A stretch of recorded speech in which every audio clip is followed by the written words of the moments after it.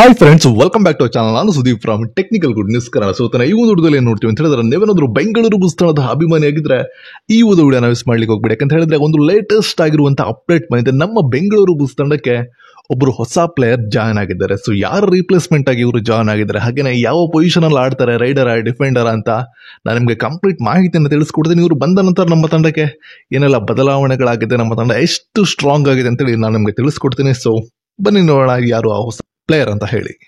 Video ಇಷ್ಟ ಇದ್ರೆ channel like ಮಾಡಿ, ಸಬ್ಸ್ಕ್ರೈಬ್ ಮಾಡ್ಕೊಳ್ಳಿ. ಇದೇ ರೀತಿ ಇರುವಂತಹ ಬೆಸ್ಟ್ ಅಪ್ಡೇಟ್ಸ್ಗಳು ನೀವು ಚಾನಲ್ ಅಲ್ಲಿ ಆಸ್ ಯೂಶುವಲ್ ತಗೊಳ್ತಾ ಇರಬಹುದು. ಸೊ ಬನ್ನಿ ಡೈರೆಕ್ಟ್ ಆಗಿ ವಿಡಿಯೋದ ಟಾಪಿಕ್ ಹೋಗೋಣ. ಮೊದಲನೇದಾಗಿ ರೀಸೆಂಟ್ ಆಗಿ ನಾನು ನಿಮಗೆ ವಿಡಿಯೋ ಮಾಡಿ ತಿಳಿಸಿದ್ದೆ. ಸೊ ದಟ್ ಸಾಯಿ ಶ್ರೀ ಶಿವತೇಜಸ್ ಅನ್ನುವಂಥವ್ರು PKL ಸೀಸನ್ 12ಕ್ಕೆ ಬೆಂಗಳೂರು ಬುಲ್ಸ್ ತಂಡಕ್ಕೆ ನ್ಯೂ NYP ಪ್ಲೇಯರ್ ಆಗಿ ಜಾಯ್ನ್ ಆಗಿದ್ರು. ಬಟ್ ಅನ್ಫಾರ್ಚುನೇಟ್ಲಿ ಅವರು ರೈಡಿಂಗ್ ಏನೋ ಪ್ರಾಕ್ಟೀಸ್ ಕ್ಯಾಂಪ್ ಇದೆ, ಸೊ ಅದರಲ್ಲಿ ಇಂಜುರಿಯಿಂದ ಕ್ಯಾಂಪಿಂದ ಹೊರಗಡೆ ಬಂದಿದ್ದಾರೆ ಅಂತೇಳಿ. ಸೊ ಹಾಗಾಗಿ ಅವತ್ತು ನಾನು ನಿಮಗೆ ಹೇಳಿದ್ದೆ ಯಾರು ಇವರ ಬದಲಿಗೆ ರೀಪ್ಲೇಸ್ಮೆಂಟ್ ಏನಿದೆ ಅದು ಇನ್ನೂ ಅನೌನ್ಸ್ ಆಗಿಲ್ಲ. ಅನೌನ್ಸ್ ಆದ ಕೂಡ ನಮಗೆ ವಿಡಿಯೋ ಮಾಡಿ ತಿಳಿಸ್ತೀನಿ ಅಂತೇಳಿ. ಸೊ ದಟ್ ಈಗ ರೀಸೆಂಟ್ ಆಗಿ ಸಿಕ್ಕಿರುವಂಥ ಲೇಟೆಸ್ಟ್ ಅಪ್ಡೇಟ್ ಏನು ಅಂತ ಹೇಳಿದ್ರೆ, ಜಿತೇಂದ್ರ ಯಾದವ್ ಅನ್ನುವಂಥವ್ರು ನಮ್ಮ ಬೆಂಗಳೂರು ಬುಲ್ಸ್ ತಂಡಕ್ಕೆ ನ್ಯೂ ರಿಪ್ಲೇಸ್ಮೆಂಟ್ ಪ್ಲೇಯರ್ ಆಗಿ ಸೆಲೆಕ್ಟ್ ಆಗಿರುವಂಥದ್ದು. ಸೊ ಇವರು PKL ಆಡಿರುವಂಥ ಎಕ್ಸ್ಪೀರಿಯನ್ಸ್ ಇದೆ ಅಂತ ಕೇಳಿದ್ರೆ 100% ಇದೆ. ಇನ್ಫ್ಯಾಕ್ಟ್ ಲಾಸ್ಟ್ ಸೀಸನ್ ಅಲ್ಲಿ ಇವರ ಪರ್ಫಾರ್ಮೆನ್ಸ್ ಗುಜರಾತ್ ಫಾರ್ಚೂನ್ ಜೈಂಟ್ಸ್ ಅಲ್ಲಿ ತುಂಬಾನೇ ಚೆನ್ನಾಗಿತ್ತು.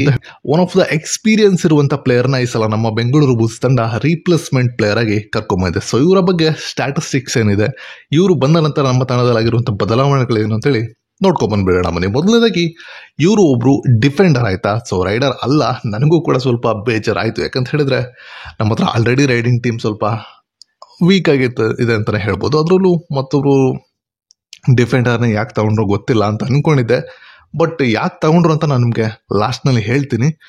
ಎನಿವೆ ಇವರು ಗುಜರಾತ್ ಫಾರ್ಚೂನ್ ಜೈಂಟ್ನಲ್ಲಿ ಲೆಫ್ಟ್ ಕಾರ್ನರ್ ಆಗಿ ಒಂದು last season one of the best performance ಅನ್ನ ನೀಡಿದ್ದಾರೆ ಆಯ್ತಾ. ಅರೌಂಡ್ 59 ಸಮಥಿಂಗ್ ಇವರು ಸ್ಕೋರ್ ಅನ್ನ ಮಾಡಿದ್ದಾರೆ. ಆಡಿರುವಂಥದ್ದು 19 ಮ್ಯಾಚಸ್ ಆಯ್ತಾ. ಸೊ ಹಾಗಾಗಿ PKL ಅಲ್ಲಿ one of the best experience ಪ್ಲೇಯರ್ಸ್ಗಳೇನಿದ್ದಾರೆ, ಸೊ ಅವರ ಜೊತೆ ಎಲ್ಲ ಪರ್ಫಾರ್ಮೆನ್ಸ್ ಅನ್ನು ಮಾಡಿರುವಂಥ ಮ್ಯಾಚ್ನಲ್ಲಿ ಕಾಂಟ್ರಿಬ್ಯೂಟ್ ಮಾಡಿರುವಂಥ ಆಟಗಾರ ಆಯ್ತಾ. ಸೊ ಎಕ್ಸ್ಪೀರಿಯನ್ಸ್ ಇರುವಂಥ ಪ್ಲೇಯರ್ಸ್ಗಳು ನಮ್ಮ ತಂಡದಲ್ಲಿದ್ದರೆ ಅದು ಕೂಡ ಎಲ್ಲೋ ಒಂದು ರೀತಿ ಸ್ಟ್ರಾಂಗ್ ಅನ್ನೇ ನಮ್ಮ ತಂಡಕ್ಕೆ ತಂದು ಕೊಡುತ್ತೆ ಅಂತ ಹೇಳ್ಬೋದು. ಯಾಕಂತ ಹೇಳಿದ್ರೆ ಇವರು ಆಂಕಲ್ ಹೋಲ್ಡ್ ಏನಿದೆ ಅದು one of the best ankle hold ಅಂತ ಹೇಳ್ಬೋದು ಇವ್ರದ್ದು. ಯಾಕಂತ ಹೇಳಿದ್ರೆ ಸಿಂಗಲ್ ಹ್ಯಾಂಡೆಡ್ಲಿ ರೈಡರ್ಸ್ಗಳನ್ನ ಸ್ಟಾಪ್ ಮಾಡುವಂಥ ಕೆಪಾಸಿಟಿ ಇವರಿಗಿದೆ. ಸೊ ನಾನು ಕೂಡ ಈಗ ರೀಸೆಂಟಾಗಿ ಅವರ ವಿಡಿಯೋ ಅನಾಲಿಸಿಸ್ ಅನ್ನ ಚೆಕ್ ಮಾಡ್ತಾ ಇದ್ದೆ. ಸೊ ದಟ್ ಹೇಗಿದೆ ಅವರ ಪರ್ಫಾರ್ಮೆನ್ಸ್ ಅಂತೇಳಿ. ಇನ್ಫ್ಯಾಕ್ಟ್ ಬರೀ PKL ಅಂದಲ್ಲ, ಡೊಮ್ಯಾಸ್ಟಿಕ್ ಮ್ಯಾಚಸ್ಗಳು, ನ್ಯಾಷನಲ್ ಮ್ಯಾಚಸ್ಗಳು, ಸೊ ಇದರಲ್ಲೆಲ್ಲ ಕೂಡ ಬೆಸ್ಟ್ ಪರ್ಫಾರ್ಮೆನ್ಸ್ ಅನ್ನ ನೀಡಿದ್ದಾರೆ ಅಂತಲೇ ಹೇಳ್ಬೋದು. ಸೊ ಓವರಾಲ್ ಆಗಿ ನೋಡೋದಾದ್ರೆ ನಮ್ಮ ಅಂಕುಶ್ ರಾತೆ ಏನಿದ್ದಾರೆ ಅವರಿಗೆ ಬ್ಯಾಕಪ್ ಆಗಿ ಅವ್ರನ್ನ ತಗೊಂಡಿದ್ದಾರೆ ಅಂತ ಸದ್ಯಕ್ಕೆ ಅನ್ನಿಸ್ತಾ ಇದೆ. ಯಾಕಂತ ಹೇಳಿದ್ರೆ ಅಲ್ಲಿ ಇನ್ನೊಂದು ಟ್ವಿಸ್ಟ್ ಇದೆ. ಯಾಕೆ ಅವ್ರನ್ನ ತಗೊಂಡ್ರು ಅಂತ ಕೇಳಿದ್ರೆ, ಅಂಕುಶ್ ರಾತೆ ಇಷ್ಟು ದಿನ ಆದರೂ ಕೂಡ, ಇನ್ಫ್ಯಾಕ್ಟ್ ಇನ್ನೇನು ನೆಕ್ಸ್ಟ್ ಮಂತ್ 29 PKL ಸೀಸನ್ಸ್ಗಳು ಶುರು ಆಗ್ತಿದೆ, ಬಟ್ ಇನ್ನೂ ಕೂಡ ಅವರು ಕ್ಯಾಂಪನ್ನು ಜಾಯಿನ್ ಮಾಡಿಲ್ಲ. ಏನಾದರೂ ಇಂಜುರಿ ಆಗಿದೆಯಾ, ಏನು ಕತೆ ಅಂತ ಇನ್ನೂ ಕೂಡ ಅಫಿಷಿಯಲ್ ಅಪ್ಡೇಟ್ಸ್ಗಳು ಯಾವುದು ಸಿಕ್ಕಿಲ್ಲ. ಎನಿವೆ ದೇವರಿಂದ ಆ ಥರ ಏನೂ ಆಗದೆ ಇದ್ರೆ ಸಾಕು. ಯಾಕಂತ ಹೇಳಿದ್ರೆ ನಮ್ಮ ಹತ್ರ ಅಂಕುಶ್ ರಾತೆ ಮತ್ತು ಯೋಗೇಶ್ ಇದ್ದಾರೆ, ಇಲ್ಲ ಅಂತಲ್ಲ. ಬಟ್ ಸ್ಟಿಲ್ ತಮಿಳ್ ತಲೆವಸ್ನ ನೀವು ನೋಡಿದ್ರೆ ಅವ್ರ ಹತ್ರ ಕೂಡ ಸಾಗರ್ ಮತ್ತು ರಿತೇಶ್ ಕುಮಾರ್ ಇದ್ದಾರೆ. ಬಟ್ ಅವರಿಗೆ ಬ್ಯಾಕಪ್ ಆಗಿ ಇನ್ನೂ ಕೂಡ ಒಳ್ಳೊಳ್ಳೆ ಪ್ಲೇಯರ್ಸ್ಗಳಿದ್ದಾರೆ. ಲಾಸ್ಟ್ ಸೀಸನ್ ಅವ್ರ ಹತ್ರ ಇರಲಿಲ್ಲ ಅದು. ಸೊ ಸಾಗರ್ ಹೋದ್ರು ಅಲ್ಲಿ ಅಂತ ಒಳ್ಳೆ ಪ್ಲೇಯರ್ ಯಾರು ಬರಲಿಲ್ಲ. ಸೊ ಹಾಗಾಗಿ ನಮ್ಮ ತಂಡದಲ್ಲೂ ಕೂಡ ಯೋಗೇಶ್ ಇದ್ದಾರೆ ಮತ್ತು ಅಂಕುಶ್ ಇದ್ದಾರೆ. ಬಟ್ ಅವರಿಗೆ ಬ್ಯಾಕಪ್ ಆಗಿ ಯಾರಿದ್ದಾರೆ ಅಂತ ಕೇಳಿದ್ರೆ ಇರುವಂಥದ್ದೆಲ್ಲ NYP ಪ್ಲೇಯರ್ಸ್ಗಳು. ಸೊ ಹಾಗಾಗಿ ಈ ಸಲ ಜಿತೇಂದ್ರ ಯಾದವ್ ಅವ್ರನ್ನ ತಗೊಂಡಿದ್ದಾರೆ. ಅವರು ಅಂಕುಶ್ ರಾತೆ ಅವ್ರಿಗೆ ಏನಾದರೂ ಸ್ವಲ್ಪ ಇಂಜುರಿ ಆದರೆ ಆ ಪೊಸಿಷನ್ನ ವೀಕ್ ಆಗಿ ಮಾಡ್ಕೋಬಾರ್ದು, ಅಲ್ಲಿ ಕೂಡ ನಾವು ಸ್ಟ್ರಾಂಗ್ ಪ್ಲೇಯರ್ನ ಇಟ್ಕೋಬೇಕು ಅಂತ ಹೇಳಿ ಇವ್ರನ್ನ ಜಿತೇಂದ್ರ ಯಾದವ್ನ ತಗೊಂಡಿರೋದು ಅಂತ ನನ್ನ ಅನಿಸಿಕೆ. ಏನಿವೆ ಒಂದು ಗುಡ್ ಮೂವ್ ಅಂತ ಹೇಳ್ಬೋದು. ಬಟ್ ನಮಗೆ ಬೇಕಾಗಿರುವಂಥದ್ದೆಲ್ಲ ಒಂದೇ ಒಂದು, ಅಂಕುಶ್ ರಾತೆಗೆ ಏನು ಆಗದೇ ಇರಲಿ, ಅವರು ಬೇಗ ಕ್ಯಾಂಪನ್ನು ಜಾಯಿನ್ ಮಾಡಲಿ ಅನ್ನುವಂಥದ್ದು. ಸೊ ದಟ್ ವಿ ಹೋಪ್ ಅವರು ಬೇಗ ಕ್ಯಾಂಪನ್ನು ಜಾಯಿನ್ ಮಾಡ್ತಾರೆ ಅಂತೇಳಿ.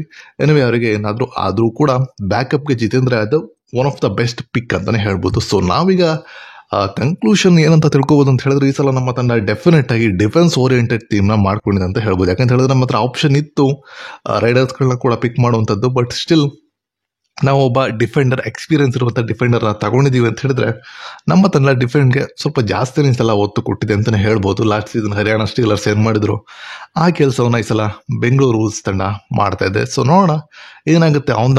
ಆನ್ ದ ಪೇಪರ್ ನಾವು ಬಿಟ್ಬಿಡೋಣ, ಆನ್ ದ ಮ್ಯಾಟ್ ಯಾವ ರೀತಿಯಾಗಿ ನಮ್ಮ ತಂಡ ಪರ್ಫಾರ್ಮ್ ಮಾಡುತ್ತೆ ಅದು ನಮಗೆ ಇಂಪಾರ್ಟೆಂಟ್ ಅಂತ ಹೇಳ್ತಾ, ಹಾಗೇನೆ ಅಂಕುಶ್ ರಾತಿ ಅವರು ಬೇಗ ನಮ್ಮ ತಂಡವನ್ನು ಜಾಯಿನ್ ಮಾಡಲಿ. ಎನಿವೆ ಇದಿಷ್ಟು ನಮ್ಮ ಬುಲ್ಸ್ ತಂಡದ latest update, Jitendra Yadav has been invited to Bengaluru Bulls as a replacement players. ಇದ್ರ ಬಗ್ಗೆ ನಿಮ್ಮ ಅನಿಸಿಕೆ ಅಂತ ತಿಳಿಸ್ಕೊಡ್ಬೋದು. ಸಿಗೋಣ ನೆಕ್ಸ್ಟ್ ವಿಡಿಯೋದಲ್ಲಿ ಮತ್ತೊಂದು ಬೆಸ್ಟ್ ಅಪ್ಡೇಟ್ ಜೊತೆಗೆ. ಎಲ್ಲರಿಗೂ ಟೇಕ್ ಕೇರ್ ಅಂತ ಹೇಳ್ತಾ ಫೈನಲಿ ಸುದೀಪ್ ಸೈನಿಂಗ್ ಆಫ್.